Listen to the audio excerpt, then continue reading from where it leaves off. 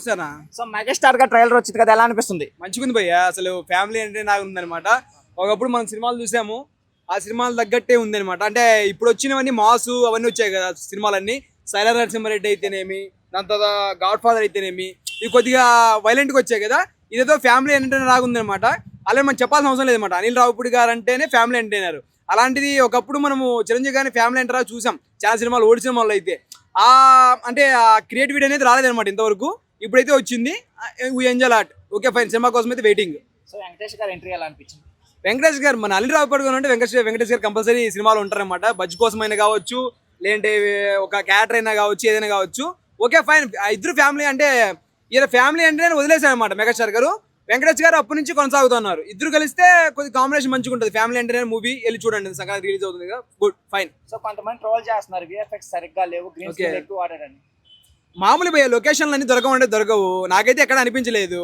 Okay వాళ్ళు దిమ్మని చెప్పి మళ్ళీ వచ్చి they don't know what is cinema. సినిమాలో ఉన్న విలువలు, ఎథిక్స్, నైతిక విలువలు తెలియదు అనమాట. ఏదో సినిమా ఆర్టిస్టులు తిరుగుతూ ఉంటారులే, గ్రీన్ మ్యాట్ వేసుకుని ఇస్తారు, ఆ సందులో పోయి ఇస్తారు, మందులో పోయి ఇస్తారు అని చెప్తా అనమాట. They don't know what is cinema. Cinema వెనకాల ప్రత్యక్షంగా 100 మందికి, పరోక్షంగా 1000 మందికి, ఎంతో మంది కళాకారులకి కల్పిస్తుంది, అన్నం కల్పిస్తుంది అంటే సినిమా అనమాట.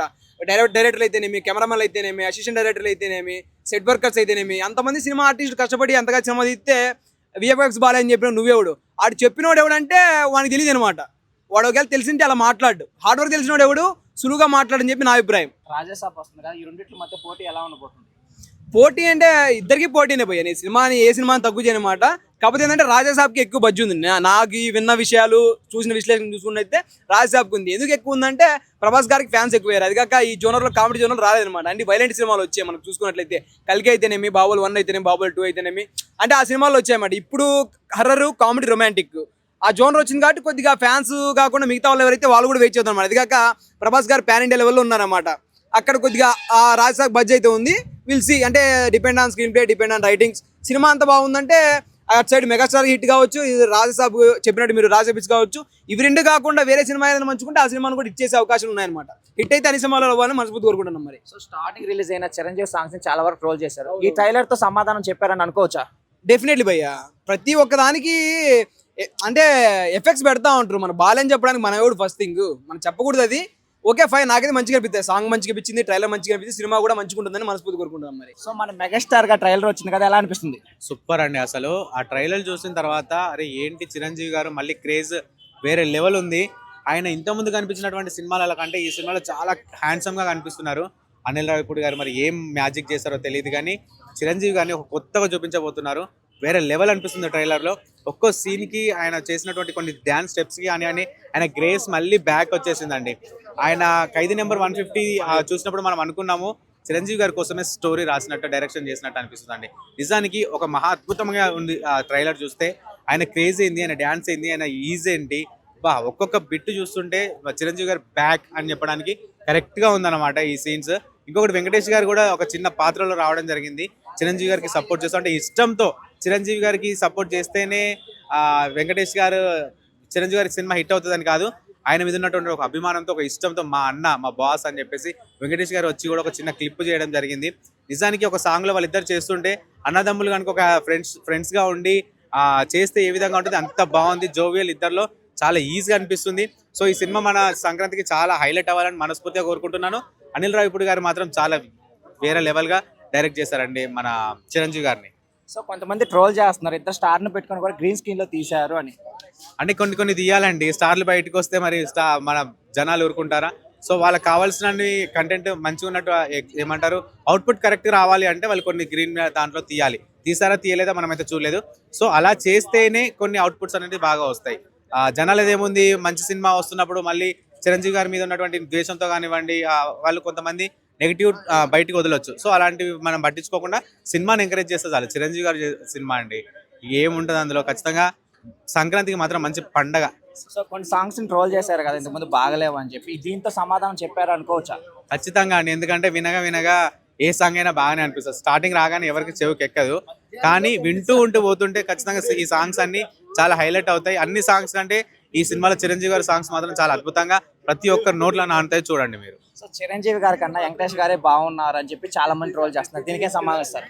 బాగుండడం అనేది ఎవరికి ఉండేటువంటి క్రేజ్ వాళ్ళకు ఉంటుందండి. ఒకరు డ్యాన్స్ బాగా చేయలేరు, ఒకరు డైలాగ్ బాగా చేయొచ్చు, ఒకరి ఫేస్ లో కళ ఉండొచ్చు, ఇంకొకరి ఫేస్ లో యాక్టింగ్ బాగుండొచ్చు. సో అంత మాత్రాన వెంకటేష్ గారు మరి చిరంజీవి గారి కంటే వెంకటేష్ గారు చిన్నవాళ్ళు కాబట్టి ఆబ్వియస్ గా బాగుంటారు. చిరంజీవి గారి తో వెంకటేష్ గారిని కంపేర్ చేస్తున్నారు అంటేనే చిరంజీవి గారు ఎక్కడో ఉన్నట్టు. ఎందుకంటే ఆయన ఏజ్ కి ఈయన ఏజ్ కి కంపేర్ చేస్తున్నారంటే చిరంజీవి గారి ఏజ్ తో కంపేర్ చేసుకోవాలనుకుంటే మన బాలకృష్ణతో చేసుకోవాలి. వెంకటేష్ తో చేసినారంటే చిరంజీవి గారు ఆల్రెడీ హైలైట్ అన్నట్టే కదా. సో రాజాసాబ్ పోటీని తట్టుకోగలుగుతుంది అంటారా? రాజాసాబ్నా ఎవరికి ఉండేది వాళ్ళకు ఉండదండి. మన ప్రభాస్ గారే అన్నారు సీనియరే జూనియరే అని. ఆయనకే లేనటువంటి పోటీ ఇంకా జనాలకి ఏముంటది. సినిమా నచ్చింది అంటే ఏ సినిమాకైనా వెళ్ళిపోతారు జనాలు. ఇది చిరంజీవిదా ప్రభాస్ దాని కదా, సినిమాలో కంటెంట్ ఉండాలి. సో ఖచ్చితంగా వెళ్ళిపోతారు సినిమాకి. డైరెక్టర్ అనిల్ రావుపూడి గారు ఉన్నారు కదా, ఆయన మనకు తెలిసిందే ఫ్యామిలీస్ని థియేటర్కి ఎలా పట్టుకురావాలి, లేదా ఎంటర్టైన్మెంట్ ఎలా చేయాలి, కామెడీ ఎలా చేయాలి, దాని మీద ఉంటుంది కాబట్టి ఆయన గ్రిప్. మన మెగాస్టార్తో ఆయన కామెడీ చేయడం కొత్త ఏం కాదు, కామెడీ, డ్యాన్సు, మాసు అన్నీ చేశారు. ఇప్పుడు మళ్ళీ మరొక యాంగిల్ చూడటానికి మనం సిద్ధంగా ఉంటాం అంతే. సో చిరంజీవి గారి బాడీ లాంగ్వేజ్ ఎలా అనిపించింది? బాడీ లాంగ్వేజా అంటే బాగానే ఉంది, అదే స్టైల్, అంటే గ్రేస్ ఏమాత్రం తగ్గలేదు. ఎప్పుడో ఇంద్రాలో చూసాము, మళ్ళీ అదే గ్రేసు, అదే డ్యాన్సు, అదే కామెడీ. సో నయనతార గారు ఎలా అనిపించారు? నయనతార గారు వీళ్ళు సీనియర్ యాక్టర్సే కదా ఇద్దరు, మనకు కొత్త ఏం కాదు, బాగుంది. అంటే మీసాల పిల్ల సాంగ్ చూసాను, అందులో బాగుంది. వాళ్ళు ఇద్దరు క్యూట్గా చూడి, అంటే వాళ్ళ ఏజ్ అనేది కానరాలి, వాళ్ళ పర్ఫార్మెన్సే కానొచ్చింది నాకైతే. సో ఇంతకు ముందు చాలా మంది ట్రోల్ చేశారు కదా, వీళ్ళందరికీ సమాధానం చెప్పించారు అనుకోవచ్చా? ట్రోల్ అంటే దేని గురించి? సాంగ్స్ గురించా? అంటే మీసాల పిల్ల బాగానే ఉంది, తర్వాత సెకండ్ సాంగ్ ఏదో వదిలారు, అది బాగాలేదు, దాని గురించి ట్రోల్స్ వచ్చాయి. మూవీ రిలీజ్ అయ్యాక మూవీ బాగుంటే ఇంపాక్ట్ అనేది ఉంటుంది. ఆ ట్రోల్ అనేది చికిరీ సాంగ్ కూడా వచ్చినాయి కానీ వైరల్ కాల. ట్రోల్స్ అనేది ఒక దాన్ని వైరల్ చేస్తుంది కానీ తగ్గించదు. అంటే చాలా మంది ఏమంటున్నారంటే మొత్తం సినిమా మొత్తం కూడా ఒక గ్రీన్ మ్యాట్ లో చేశారు, ఇంత విఎఫ్ఎక్స్ అవసరమా సినిమాకి అని చెప్పి. ఇలాంటి సినిమా మొత్తం సెట్స్ అవన్నీ కూడా గ్రీన్ స్క్రీన్ లో మన శివశంకర్ వరప్రసాద్ దానికి అంటే సాంగ్స్ వరకు వేరే కొన్ని సీన్స్ వేసుకుంటారు, ప్రతిదీ లొకేషన్కి వెళ్ళలేరు కదా. ఆయన మెగాస్టార్ కాబట్టి అక్కడ దాకా ఆయన వెళ్ళటం కంటే ఆయన దగ్గరికి తీసుకొచ్చారని అనుకోవచ్చు కదా. ఆయన వీలైనంత వరకు కొన్ని లొకేషన్స్ వెళ్తారు, కొన్ని లొకేషన్స్ సెట్ చేస్తారు, అది కామన్. వెంకటేష్ గారు ఎంట్రీ అలా అనిపించింది, అది కూడా గ్రీన్ స్క్రీన్ అంటున్నారు కొంతమంది. అంటే బాగా అనిపించింది. అంటే ఆయన చెప్పారు కదా ఇంటర్వ్యూలో, డైరెక్టర్ అనిల్ రావుపూడి గారు, వెంకటేష్ గారు ఉంటే బాగుంటుంది, ఆయన ఇన్వాల్వ్ అయితే బాగుంటుంది అని చెప్పారు. మెగాస్టార్ గారు ఏదైనా ఒక ఐడియా ఇచ్చినా అది బాగా పాపులర్ అయితే అది బాగుంటుంది. అంటే తెలుసు కదా, ఇందిరా కూడా సగం డైరెక్షన్ ఆయన చేశారని చెప్పారు. ఆయన ఇన్వాల్వ్ అయితేనే హిట్ అయ్యింది మూవీ అనేది. చిరంజీవి గారి ఇన్వాల్వ్మెంట్ ఉంటేనే బాగుంటుంది. ఇది కూడా ఒక మంచి ఐడియా అనుకోవచ్చు. అంటే సంక్రాంతికి అంటే మనకి వెంకటేష్ గారు గుర్తొస్తారు సంక్రాంతి అంటే. ట్రైలర్ చూసిన తర్వాత చాలా మంది అనిల్ గారికి ఒక ఫస్ట్ ఫ్లాప్ అనేది లోడ్ అవుతుందని చెప్పి సోషల్ మీడియాలో ట్రోల్ చేస్తున్నారు, మీరేమంటారు? ఎందుకండి అనిల్ రావు బాగానే తీస్తారు కదా, ఎందుకని ఫ్లాప్ అవుద్ది? గ్యారెంటీ అంత బాగానే ఉంటుంది. ఆ డైరెక్టర్ స్ట్రాంగ్, హీరో మనకి తెలియని ఆయన కాదు. వెంకటేష్ గారు కూడా ఇన్వాల్వ్ అయ్యి ఉన్నారు. మ్యాక్సిమం హిట్ అయ్యే అవకాశమే ఉంటుంది, ఫ్లాప్ దాకా రాదు. అందులో కామెడీ యాంగిల్ ఉంటుంది కదా, ఫ్లాప్ అయ్యే ఛాన్సెస్ తక్కువ ఉంటాయి. సో పోటీగా రాజాసాబ్ కూడా ఉంది కదా, తట్టుకోగలుగుతారంటారా? నాకు ఈ విషయంలోనే డౌట్. మామూలుగా సంక్రాంతికి మూవీ హిట్ అయ్యేది కాదంటలేదు. రాజాసాబ్ ఉంది కాబట్టి, ప్రభాస్ గారి మూవీ ఇన్వాల్వ్ అయ్యింది కాబట్టి కొంచెం ఇంపాక్ట్ ఉంటుంది. ఆయన pan India hero, global star కాబట్టి ఫ్యాన్ ఫాలోయింగ్ ఎక్కువ కాబట్టి కొంచెం ఇంపాక్ట్ ఎక్కువ ఉంటుంది. సో కొంతమంది ట్రోల్ చేస్తున్నారు గ్రీన్ స్క్రీన్ ఎక్కువ యూజ్ చేసి ఎక్కువ విజువల్స్ అంత బాగాలేవని చెప్పి, దానికేం సమాధానం చెప్తారు? వాళ్ళన్న మాటలో కొంచెం నిజం ఉంది. ట్రైలర్ కొన్ని ల్యాగ్గా ఉన్నాయి, సీన్స్ క్లారిటీ లేవు ట్రైలర్ కట్లవి.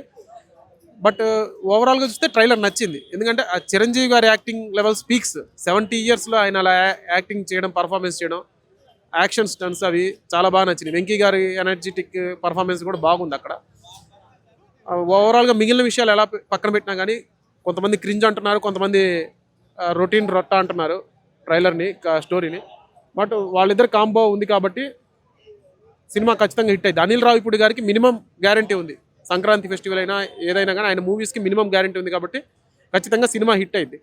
సో చిరంజీవి గారి కన్నా వెంకటేష్ గారి అపిరెన్స్ ఎక్కువ ఉందని చాలా మంది అనుకుంటున్నారు, మీ ఒపీనియన్ ఏంటి? అలా ఏమై ఉండదు. వెంకటేష్ గారి అపీరెన్స్ కూడా బాగుంది. ఇద్దరికి ఈక్వల్ ఇంపార్టెన్స్ ఉండిద్దని నేను అనుకుంటున్నాను.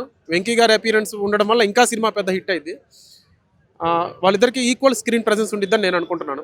వెంకీ గారి క్యారెక్టరైజేషన్ని అనిల్ రావిపూడి గారు చాలా ఇంట్రెస్టింగ్గా డిజైన్ చేసి ఉంటారు. కానీ వాళ్ళిద్దరు చిరు గారు, వెంకీ గారు బ్రదర్సా మరి ఏంటి అనేది ట్విస్ట్ తెలియాలి సినిమా చూశాక. సో రాజాసాబ్ కూడా వస్తుంది కదా, ఈ పోటీని తట్టుకోగలుగుతుంది అంటారా? తట్టుకోగలదండి. ప్రభాస్ గారికి పాన్ ఇండియా ఇమేజ్ ఉంది కాబట్టి, మార్కెట్ ఉంది కాబట్టి, ప్రభాస్ గారి ట్రాక్ రికార్డ్ చాలా బాగుంది. ఈ రాజాసాబ్ కనుక కొంచెం పాజిటివ్ టాక్ వచ్చినా కానీ ప్రభాస్ గారి ప్రీవియస్ మూవీస్ని దాటి వెళ్ళిపోయింది. సలారు, కల్కిని మించి వెళ్ళిపోయింది రాజాసాబ్. అది పాజిటివ్ టాక్ రావాలి, ఖచ్చితంగా వచ్చింది. ప్రభాస్ గారి ఓల్డ్ గెటప్ కూడా బాగుంది. ఆ సినిమా కూడా మంచి హిట్ అయింది. సో లాస్ట్ ఇయర్ వచ్చిన సంక్రాంతికి వస్తున్న మూవీ లాగే చిరంజీవి గారితో కూడా తీస్తున్నా అని చెప్పి చాలా మంది ట్రోల్ చేస్తున్నారు కదా, మీ ఒపీనియన్ ఏంటి? లేదు, అలా ఏం అనిపించలేదు. కాకపోతే ఇందులో ఒక వైఫ్ అండ్ హస్బెండ్ డ్రామా ఉందని మాత్రం అర్థమవుతుంది. చిరు గారి నయనతార మధ్య ఒక వైఫ్ అండ్ హస్బెండ్కి సంబంధించిన ఫ్యామిలీ డ్రామా ఉందని మాత్రం అర్థమవుతుంది. అది ఎలా ఉండిద్ది అనేది చూడాలి.